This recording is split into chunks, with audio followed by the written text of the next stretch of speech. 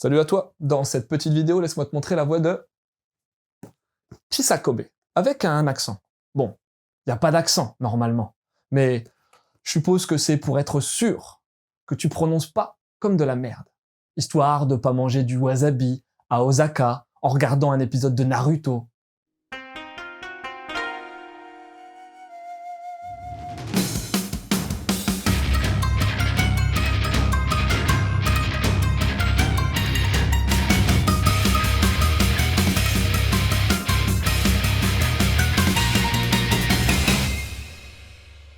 Initialement, Chisakobe est l'adaptation en manga d'un roman de Yamamoto Shugoro.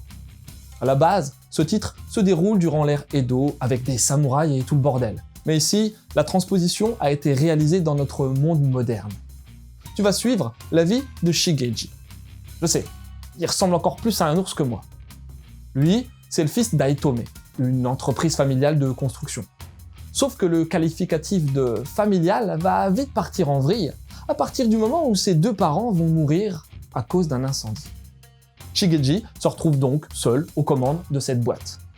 Lui, qui n'est pas forcément un leader dans l'âme, il va devoir reprendre l'entreprise, la redresser après l'incendie, trouver des chantiers, gérer les employés, les apprentis, et puis tout simplement vivre. Parce que maintenant qu'il est tout seul, enfin, pas pour longtemps, Ritsu, une jeunette du quartier, va se retrouver au service de Shigeji comme femme à tout faire. En tout bien tout honneur, entendons-nous bien. Mais elle va pas emménager toute seule. Avec elle, c'est pas moins de 5 orphelins qui vont squatter eux aussi la casa. Une nouvelle vie de reconstruction dans tous les sens du terme va commencer pour Bigfoot. Enfin, pour Shigetsu. Désolé.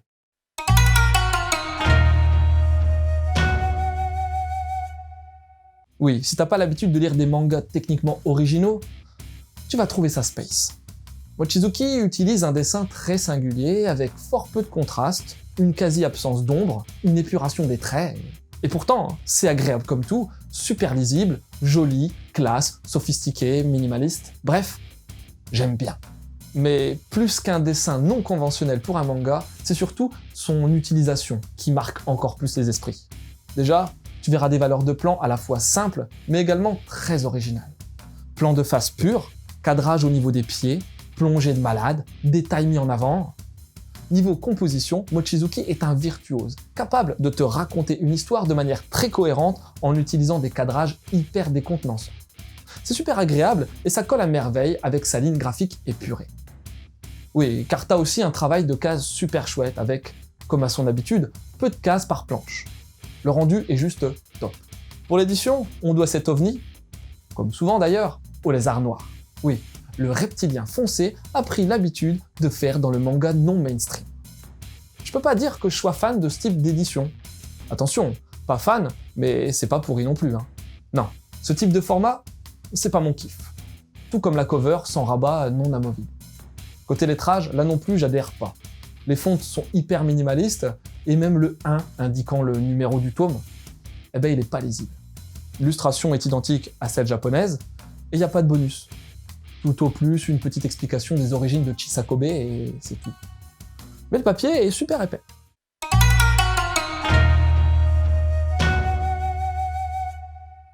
Il y a plein d'ans, je dis plein car j'ai pas envie de m'emmerder à vérifier, j'ai lu un manga s'appelant Dragon Head, chez Manga Player.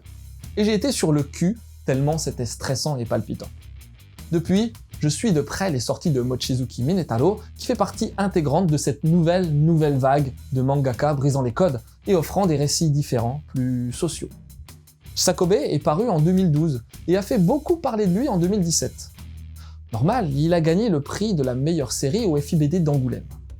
En plus, sa cover très hipster intrigue pas mal aussi. Mais le contenu est-il à la hauteur de ce que les critiques en disent, Demande, pas vrai? Alors oui, j'ai bien apprécié Chisakobe, mais de là à en faire une bombe atomique du manga, je pense qu'il y a un sacré pas que je ne franchirai pas. Bon, techniquement, c'est chiadé. Les angles de vue, les focus sur les jambes et les pieds. À ce propos, je soupçonne clairement Mochizuki d'être un peu foot fétichiste sur les bords. Le fait d'avoir installé un héros sans visage la majeure partie du temps. Ouais, si Chewbacca est number one en termes de pilosité abondante, Shigeji, lui, il est numéro 2. Tout ça contribue allègrement à l'ambiance et au rythme bien particulier de ce titre, qui en font un ovni à la saveur bien singulière.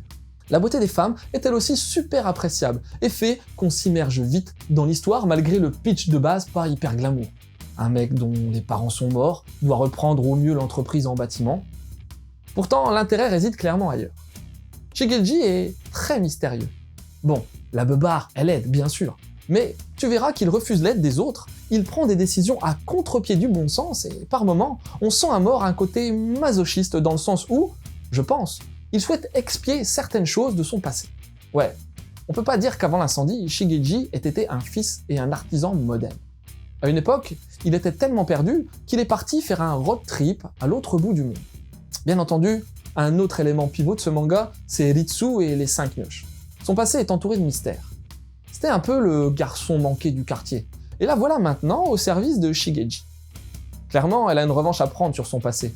Et elle fait aussi un gros complexe d'infériorité vis-à-vis de Yuko, institutrice fille de banquier.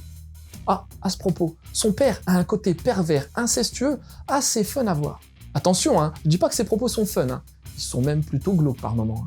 Mais le fait d'apporter dans la narration ce type de personnage l'enrichit bien. Tout comme certains des 5 orphelins qui ont un comportement hyper à la marge. Malgré tous ces points positifs, j'ai eu du mal à m'approprier l'histoire complètement. Le côté froid de certains persos, le trop plein de mystères, et même le sujet traité, ça m'a pas transcendé. Quoi qu'il en soit, Chisakobe est une valeur sûre du seinen qui décortique certaines facettes sociales, comme la mort des parents, la prise de responsabilité, l'entrée dans la vie active. Pourtant, je pense qu'avec un peu plus de passion, le message aurait pu être sublimé. Mais bon, prix FIBD 2017, alors respect. Bon, de Mochizuki Minetaro, il y a Tokyo Kaido que tu peux lire. On y parle également d'enfants, dans une espèce de foyer, mais il y a déjà un mangado à ce sujet, alors hésite pas. Ensuite, je te conseillerais bien Maison Ikoku. Et pourquoi pas l'animé, pour le coup. Le choix entre 2 prétendants, le pseudo huis clos dans une grande maison, la vie en mini-communauté. Puis Maison Ik, j'adore. Enfin, on a aussi fait un mangado sur l'île aux chiens. Mochizuki adapte là aussi un récit dont il n'a pas la paternité. C'est pas un roman, mais un film, pour le coup. Voilà, c'était Lou, j'espère que cette petite chronique t'aura donné envie de lire Chisakobe. Je te laisse et continue de suivre la voie du manga.